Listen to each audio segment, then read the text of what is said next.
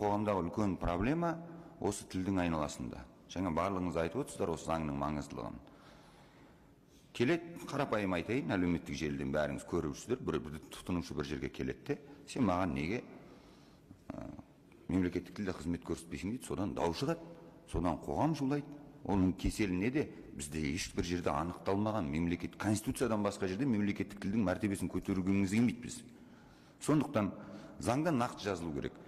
Кез келген Қазақстан аумағындағы орындаушы және сатушы бірінші кезекте мемлекеттік тілде қызмет көрсетуге міндетті деп жазу керек заңға.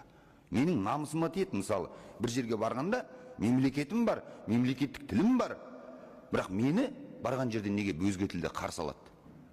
Егер тіліміз жетпей жатса, айтамыз, я 3 тілде, 5 тілде қызмет көрсетсін маған десе. Бірақ Қадыр атамыз айтпақшы, өзге тілдің бәрін біл, өз тіліңді құрметте. Бірінші кезекте мына заңда мемлекеттік тілдің статусын анықтауымыз керек.